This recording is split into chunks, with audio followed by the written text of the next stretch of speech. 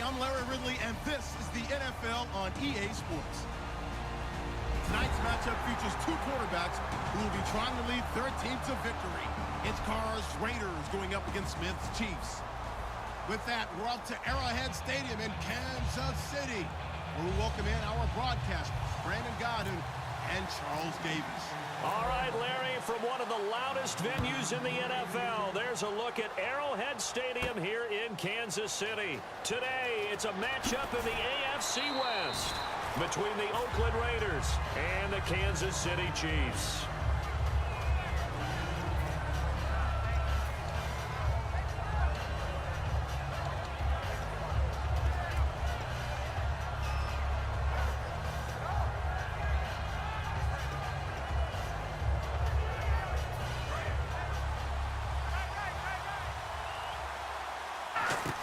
Throwing, Cook. This caught, reception by Holmes. And he'll get this up to the 34-yard line. 13 yards on the game's opening play. And he went in route there from the slot for the completion. Love how he runs his routes because it's all setting up your defender. Give him a little something one way, take it the other way. Head and shoulder fake. Sometimes you make one step to the outside, then break it inside. Really well-run route. He's going to launch this thing way downfield. That's caught inside the 20. It's a big play there for Oakland. 51 yards. Well, we know he's got the speed there. He needed the speed and the hands. A great catch. And because of that speed, you have to respect it as a defender. So you have to either play off or make sure you're somehow in contact with him, and he's able to do exactly what you said. Use the speed to his advantage and go up and get the football. That's a big-time play right there. Well, sometimes we talk running backs, sometimes we talk wide receivers. Walford, the tight end in this unit, very important. Clive Walford, a terrific player. Knows how to work the inside portions of the field, but also can surprise you and get deep. Shift together here from the D-line. Now Cook. His throw incomplete. He was trying to get it to Michael Crabtree there. Starting lineup time, here they are on defense for Kansas City, and a crew that should be rested going into the playoffs, should they not? They should be, and they actually need it a little bit. I mean, let's face it, this Kansas City Chiefs defense can cause a lot of problems for people because of their individual play, but Justin Houston didn't play the last 2 weeks of the regular season. Him getting an open week will really help him with his knee injury. Tom Bahali, another rush guy, could use the time off. Eric Berry had a little bit of a tight Achilles the last game of the regular season. That time off will help him as well. And Spencer Ware on offense, one of their lead runners, he could use a little time off too, but they've earned it. The number 2 seed in the AFC. So they come into enemy territory. Nice drive to start the game, but they probably wanted 6. They only got 3. I agree with you totally. That's the expectation. When you get the ball and you start moving it and you're rolling, you think you're going to end up in the end zone. But they should be happy with the 3. A good way to get things going here in this game. That's fielded in the end zone. And he's up past the 20 to the 22-yard line.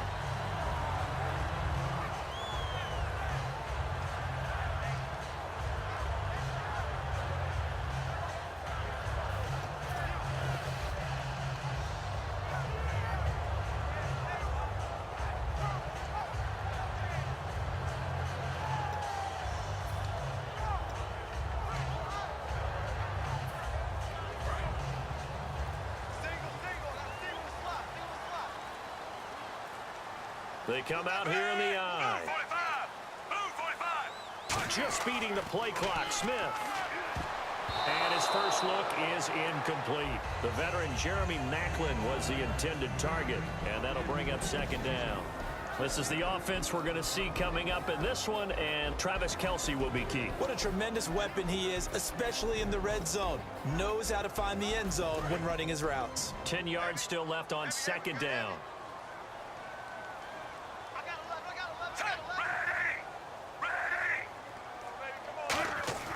Now Smith. And this one caught by Travis Kelce. Brandon, down the stretch, I was able to see Greg Olsen of the Carolina Panthers play twice and set an NFL record, his 3rd straight season of 1,000 yards receiving, something that's never been done in the NFL before by a tight end. But Travis Kelce of the Kansas City Chiefs, I would say to you, he may very well have had the best season of a tight end in the NFL this year. Over 1,100 yards finished the year as the NFL's 12th best receiver with those yards. When I watch Kansas City play and the ways that they get him the football, he acts like a wide receiver sometimes. He's a tight end. He's a slot back. They run a wide receiver. A battle for it, and it's intercepted. Picked off by David Amerson.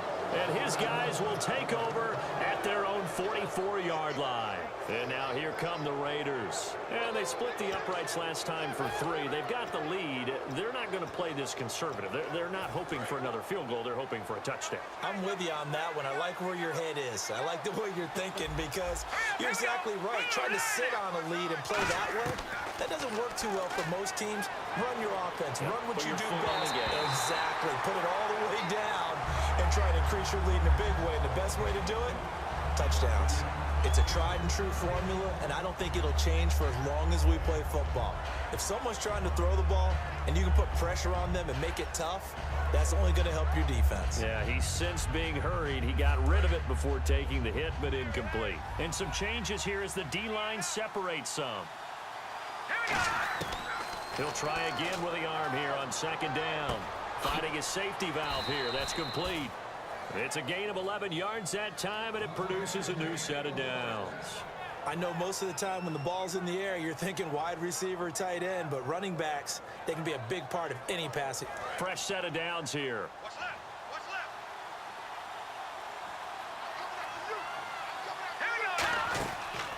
Now a first carry for Latavius Murray.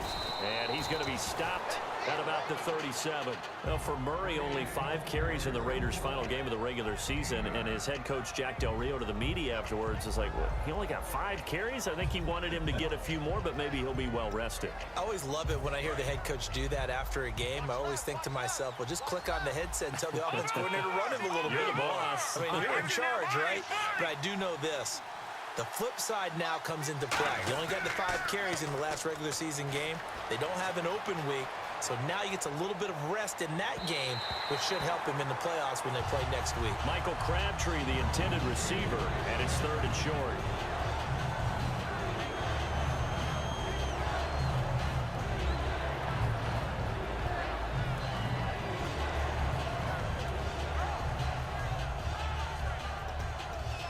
So a second down incompletion now brings up 3rd down.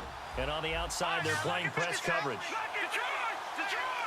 And I see an extra defensive back on the field. Little surprise here on 3rd and 1. And he gets it to the 34. Good enough for the first. Everyone understood their role on that play. 3rd and 1. You know, the defensive guys, they're trying to get down and get low and get leverage on the offensive lineman, but they didn't allow that to happen. They created a crease and allowed him to get through for a first down. Murray, the lone setback. They'll set up to throw. Holmes has got it complete.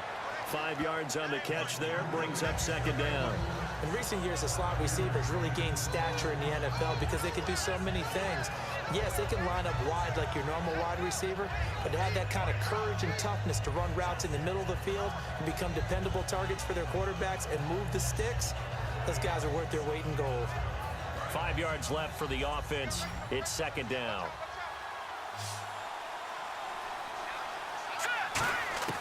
Now a shotgun snap as they'll look to throw. Escaping the pressure right. And he's just going to throw this one out of bounds here. Nowhere to go with it. Incomplete. This is one of those plays where everything went right except the finish. Got out of trouble, found a receiver downfield, but it fell incomplete. Play number 7 now coming up on the drive. 3rd and 5. On play action, they'll throw. He's got time in the pocket. Looking for Crabtree, and it's intercepted. A great read, and it's picked off. And a bit comes Kansas City. And following the interception, just any interception, are you a little bit more cautious when you start that next drive, or no, you just throw that out the window? I think you are. I don't think that there's any way you can run back out there and go, totally didn't affect me. Let's just go ahead and be loose with the football again. You're going to take care of it. Travis Kelce, the 40, 20, 10, and all the way in for a Kansas City touchdown. Travis Kelce, 79 yards, and the Chiefs are going to take a first quarter lead.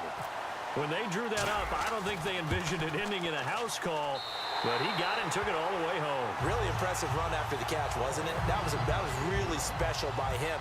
But let's face it, in today's NFL, those tight ends are often former wide receivers or maybe even sometimes bigger running backs. They just put them in a position to get a great matchup and make plays like that. And with a new rule, that decision to bring it out will cost him about 5 yards as he only gets to the 20. The Raider offense now making their way toward the huddle. And following the interception, we'll see what they can put together on this drive. I can hear my old college coach right now. He always used to tell us before every game, the team making the fewest mistakes will win. What they're hoping is that last mistake is their only one of the game. Coaches, that's all they talk about, turnovers, right? Minimizing those and maximizing opportunities. Here's Murray now as they run it to start the drive. Fights forward for only about a yard up to the 21. A couple of Chiefs there to bring him down. A 1-yard gain can look like a disaster. It all depends on how the game is going. Is it a series of 1-yard gains running the ball? If that's the case, you might have to start thinking about throwing it a little bit more. But if it's just the occasional 1-yard run, hey, congratulations to the defense. They won that one. Come back and get them the next time. And no press coverage here. They are backing off in the secondary. Throwing, Cook. Into double coverage, and it's intercepted. A great read, and it's picked off. And his guys are going to take over at the 39-yard line. And now here comes Kansas City. And following that long touchdown pass, a one-play drive last time, to see if the defense, you know they're ready. They don't want that to happen again. And you would have thought they would have been ready the last time. That's what you work on all the time. Make sure that no one gets behind you. That's the cardinal sin of defense, not giving up the long pass. They did. Let's see how they adjust. Back now with Charles Davis. I'm Brandon Gaudin as the Chiefs in possession of the football as we begin the second quarter. And they've got it here with a first. Now a first down throw. It's Smith. It's Hill. Complete. And he will take it on in for a Chiefs touchdown. Tyreek Hill, 25 yards for the touchdown. And the Chiefs are able to grow their lead. As a former DB, you might not like to see that, but from a wide receiver's perspective, those are the plays they dream of. Correct on both counts, all right? Because once he took off, I mean, let's face it, that should have been done in Big Sky Country. Aren't any speed limits out there? And off he went. Glad I wasn't the one trying to chase him. Now, after the touchdown, here's Santos to kick this one away. To return, it's DeAndre Washington. And his guys are going to start their drive right at the 20-yard line. The Raiders offense now making their way back out onto the field. Defense really showing respect to the deep ball here, playing off the receivers. Trying to shake off the interception from the last drive. He'll look to throw. All right, let's go tangential for a second. Give the viewers a behind-the-scenes look at our pregame meal with our production crew. Two of our cameramen, Jared and Goose, one a Dolphins fan, one a Steelers fan. They're going head-to-head because those two teams will meet in the playoffs. It was interesting to hear them debate, wasn't it? It certainly was. I was a little worried about Goose because normally he flies with Maverick, and you know how that turned out. But anyway, the way they were discussing it, think about how these two teams met in the regular season.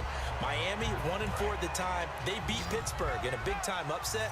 That kick-started their season. Miami won 9 of their next 10 games. In Pittsburgh, they lost their next 4, counting that game. So they went to a tailspin before finishing it strong with 7 straight wins. I think Big Ben, though, back in the lineup, Pittsburgh at home. I like the Steelers in this matchup. So on 4th down, here's Marquette King to punt it away. Tyreek Hill back deep for Kansas City. Yeah, yikes. Terrible kick headed straight for the sideline. Yeah, not a great one there. Out of